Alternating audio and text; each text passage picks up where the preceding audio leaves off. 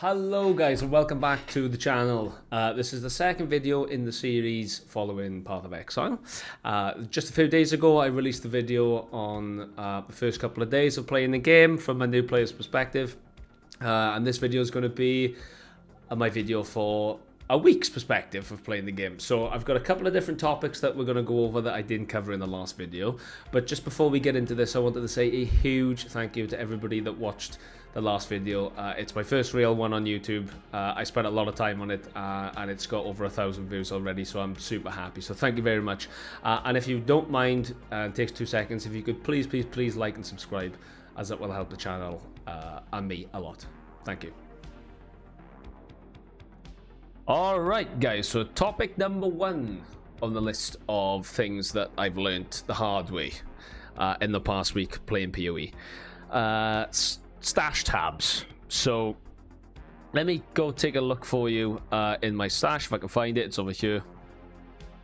Don't get me wrong, I haven't got loads of them at the moment, but it was recommended to get a certain few. So when you do start the game, you have these tabs. They just look like normal 1, 2 and 3. My stash is horrendously messy. I completely understand, so please don't get offended by looking at it. This is like a miscellaneous tab, and I've kind of kept my gems in this one and jewels in this one. Now, if you want to sell items directly through your stash, you need to have something called a premium tab. Right? So this tab, this tab, this tab, and another tab. These are all premium types of tabs. And to have these tabs, you do have to purchase them through the game, like the game shop. So you do have to purchase these for real money or for their currency points, which you purchase for real money. So for items that you want to sell, like this is up for 2 divine, this is up for 4 divine, and most of them are like chaos because I haven't got much money. So you have to have this set up to be able to trade on the PoE website. And if you can see here, once you have this set up, you can have it here. You can right click the item. You can put the exact price, negotiable price, exact price, whatever chaos orb, click tick, and it'll automatically populate that on the trade page for you. I'm not going to go too much into trade pages right now because it's also a topic that I was going to cover in this video. Alright, so that's the items for sale tab. Then we've got a currency tab. This is like the main one that I needed because it was my stashes were just a mess. This one's really a really good tab to have. This is probably like the main one on this one that you would need, I think.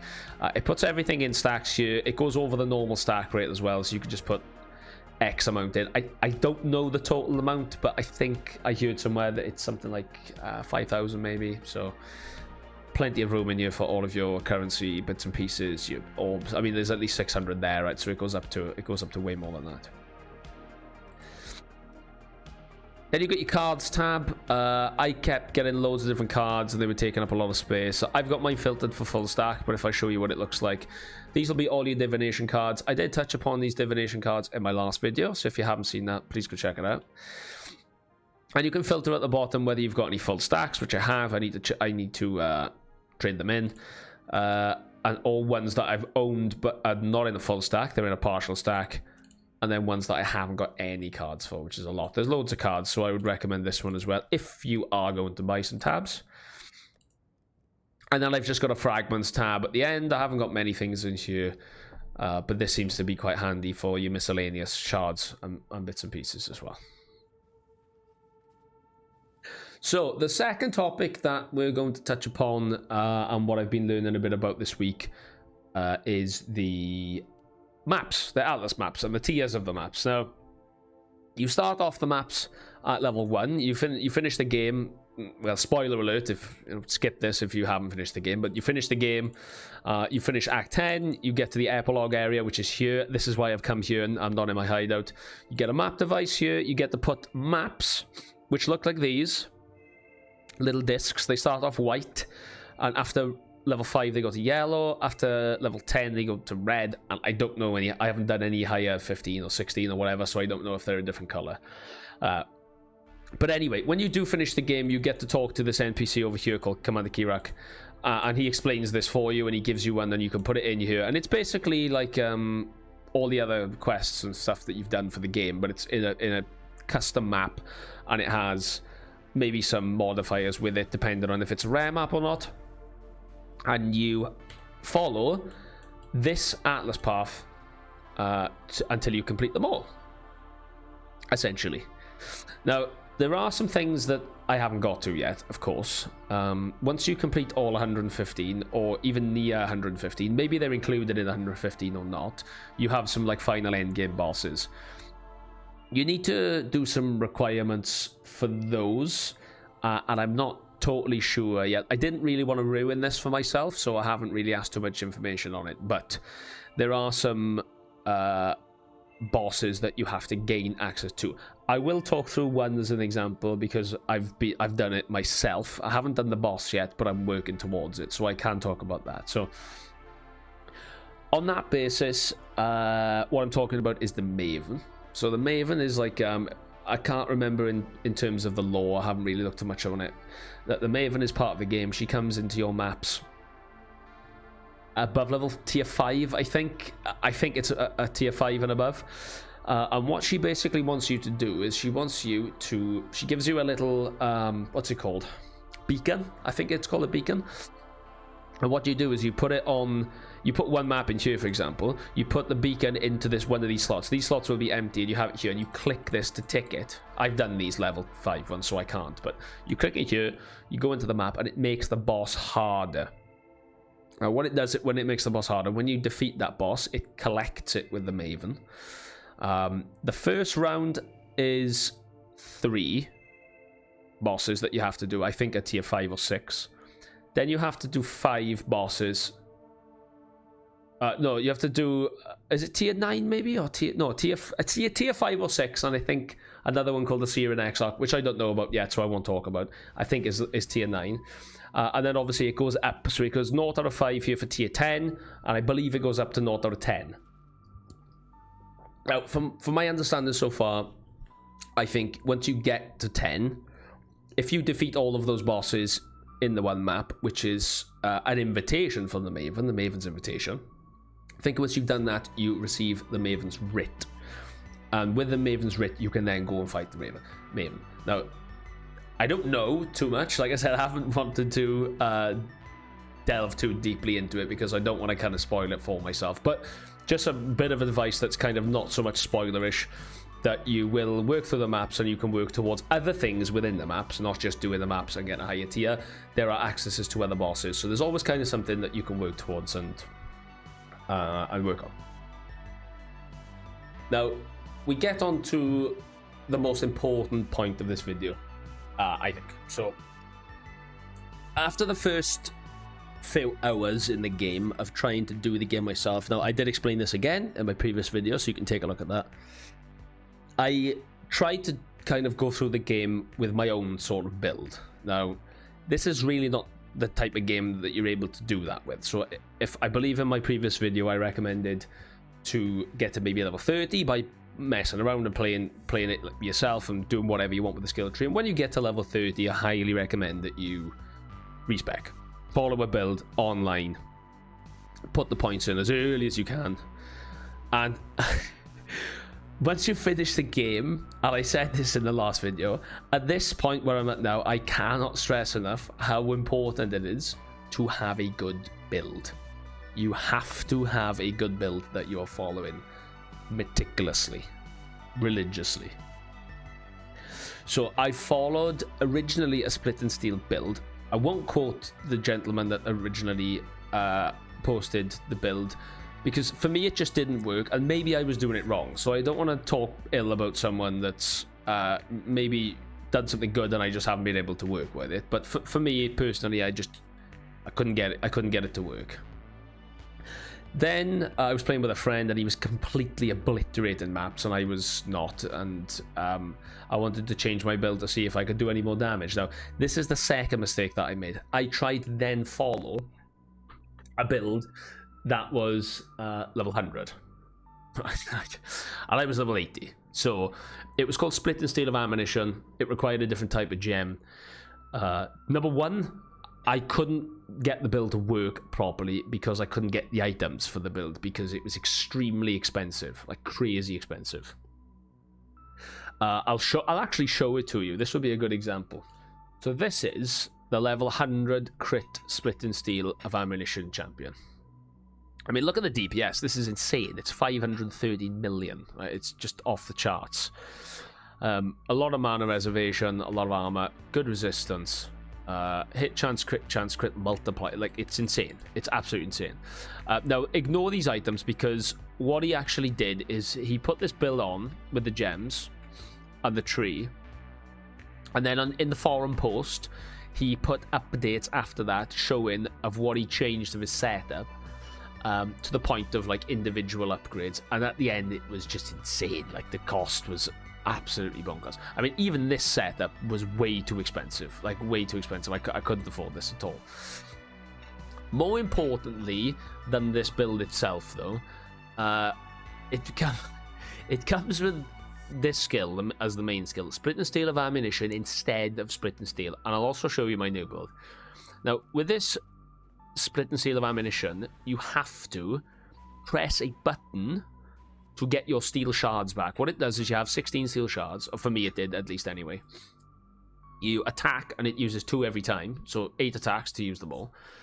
And at that point you have to then press a button. I had it on my R key to call the shards back, so that number 1, that does damage itself, and number 2, you can reuse them. Now, jumping and running through maps all of the time, especially as a new player trying to get through maps really quickly, it just, quite frankly, drove me insane. I just didn't want to do it, and I was pressing it all the time, and then it kind of like that slight delay, because I have a lot of life steal in the build, in these types of builds. That slight delay where I would be shards down and go into press R just in time. I would die in the middle of mobs all of the time, and I couldn't do the build with the reservation side of things with the mana, because there's lots of auras. There's like 6 auras or something that you have to have up at any given time, and I couldn't work that out because I wasn't level 100 and I didn't have the money for everything, so I changed. That's where we bring in build number 2, and this build is the build that I've been using since then, and honestly, this build is insane. It's so good, and it's cheap. It is not expensive. It has a lot less DPS, granted, but this is for level 96, so it's a lot closer for me to obtain. You know, there's a few passives that I'm not going to quite get till I'm there. I'm level 85, by the way, now, so I'm close to, not close to level 96. It's a long way, but, you know, I'm not too far off being able to have all the auras up and the banners and all that kind of stuff, and I do a lot of damage, and I don't have to use this damn cold steel anymore. This whole entire build is something like 35 divine, which is obviously expensive for us newer players, like really expensive. But there are some small changes you can make to items that, you know, as long as you don't get rid of the main functions of the items that you need, then you can pretty much get a really decent one for a few divine. And it works really well. So what I did, and the PoE community have been just fantastic. Like, I can't stress enough how helpful and kind they've been. So I've been streaming myself playing the game, and I've had lots of players pop in and talk to me about it and try and help me out. I've tried not to take too many items and all that kind of stuff, because I don't really want to. I want to play the game myself. But in terms of the advice they've given me, I'm always welcoming that. So one of the things that I used with one of the players, Komodo or something, I can't remember, he's on my Twitch, but he was basically helping me buy all of the items. Now, respec and all of it took me 4 hours to do everything, buy it all, get the right ones, balance it out with the resistances, get those gems correct, and, you know, jewels. It took me ages to do. So what he was helping me do is, for the items that I couldn't fully afford with the correct spec that this guy has, he was kind of telling me the critical modifiers that I needed on the items and which ones I could have slightly different that were cheaper. So that's what we did. Now, I want to credit this guy because I think this is really important.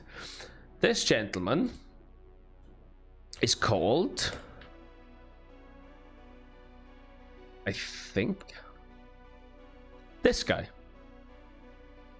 Now, I'm going to show, well, I won't show you the video. I'll link the video in the description so that you can see it. But he actually shows himself using this build and these items defeating everything, like every end boss up to, spoiler alert,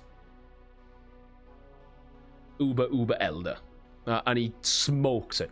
So there's two builds that he has. He has this one here, which is exactly what I'm using. This is only 12 days old, this video. This is no Nimbus ring. Now, a Nimbus ring is about 40 divine. So, and it's just one ring. It's extremely expensive. So he's actually put a kind of budget-friendly build here. If you click on this video, he does actually have the other link in the description for the other build with the Nimbus ring, so that you can see both. But I would watch that video. It's really good. It shows the build in full swing, and it's mega strong. Really, really strong. And I'm really enjoying it. So there's that.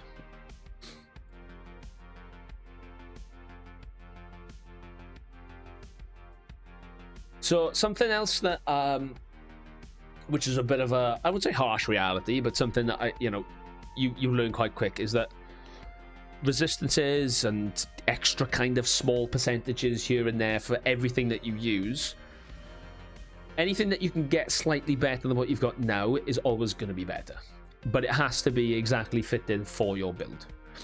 So this process of doing that is called min-maxing.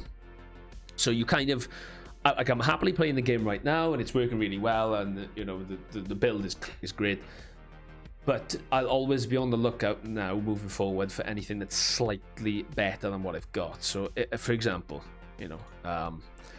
if I've got an evasion rating somewhere, my resistance is pretty good. So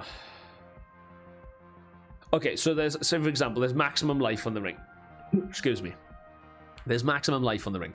I don't know, maybe I find a ring that's pretty much exactly the same, but it's 30 maximum life. Even that's like a 6 maximum life increase. It might not seem that much, but that's the kind of small adjustments that you're going to have to make to be able to play the game better and guarantee that you can kill those bosses at a higher level. Because it might not seem like a lot on this one item to have such a small increase, but a little increase on this ring, and then a little something on the axe, and on the sword, and then the other dagger, and then the belt, and then it all adds up. If you increase 6 on 5 items, that's 30. And if that's a percent, it's 30%, which is huge. It's the third of everything I'm using. So that's the kind of realization, and it does take a lot of time, and it's going to take hours and farming, but I'm okay with that because that's why I'm playing the game. Right? So that's something that you'll want to consider doing as well. Never kind of be totally satisfied with what you've got. Always strive to make it a little bit better. Okay, next up we've got resistances. Now, I've mentioned these already, but I didn't really understand how important they were until I changed the build yesterday, pretty much. So if I open up my C button on the keyboard, which brings up my character menu, okay? In this character menu, you can see your defenses. Now, there'll be time for that soon enough. What the hell?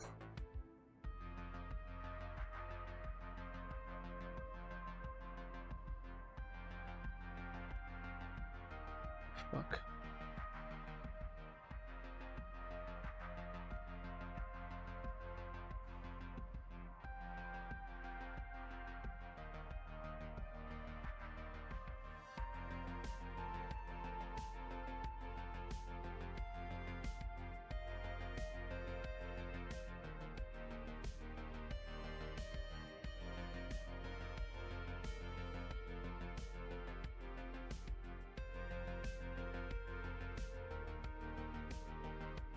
Okay.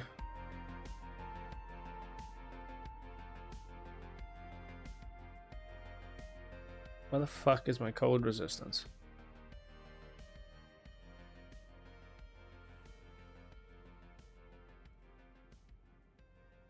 Okay, anyway.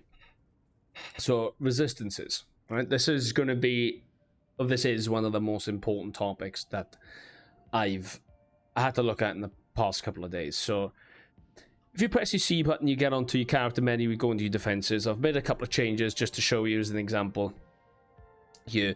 I'm And I was under the impression, and please correct me if I'm wrong, that 75 or 76% is the highest percentage that you can have for resistance. So what you basically want to do is try and get Chaos, Lightning, Cold, and Fire within the build to 75%, which makes you pretty much basically not immune, but it's the highest you can get to, so it's maxed out. Now, if you follow the build that's online, you should be able to do this anyway. It should basically work fine. It should all be in there, because if you follow the really popular build from somebody else, they're going to have it all in there for you.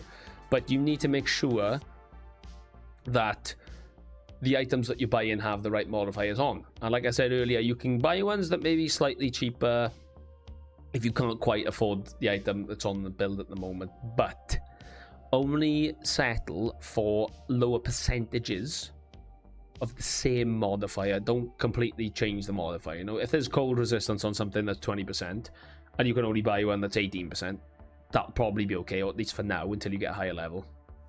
But don't buy something that hasn't got any cold resistance on it, because you're going to falter somewhere on your defenses and you're not going to have the resistances that you need. And trust me, if you don't have the resistances, you're just not going to be able to play, because you are going to die a lot. And that's what was happening to me before I switched to the new build. You can't kind of like out health leech or life gain or whatever your resistance damage at higher level, especially not with bosses. You'll just get one shot. So definitely something you need to consider.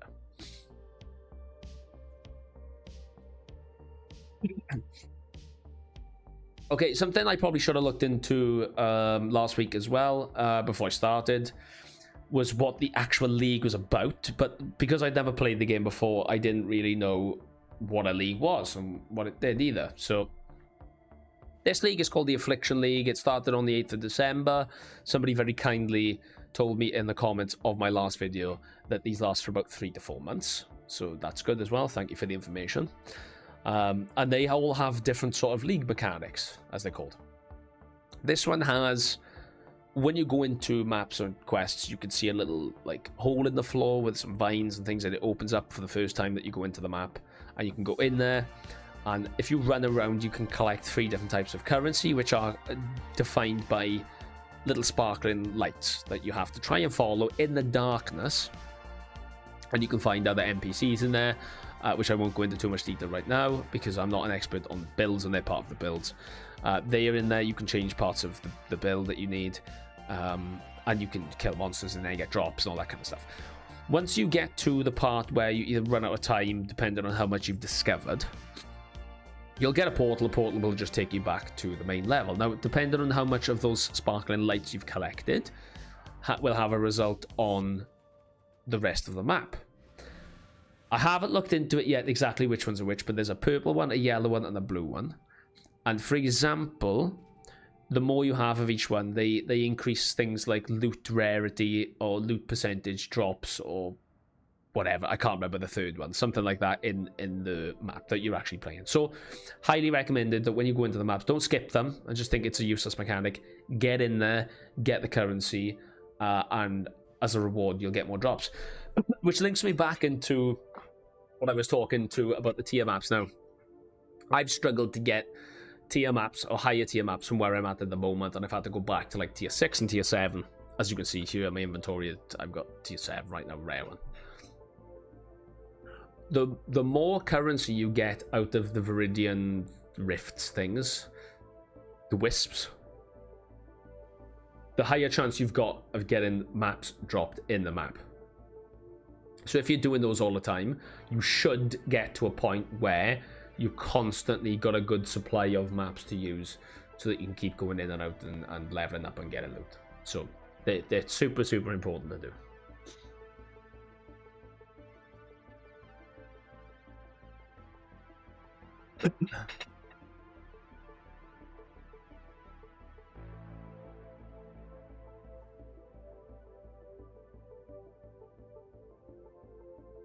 Okay, and anyway, so that's just a quick update of my second video for PoE in the past week. Like I said, I started a week ago.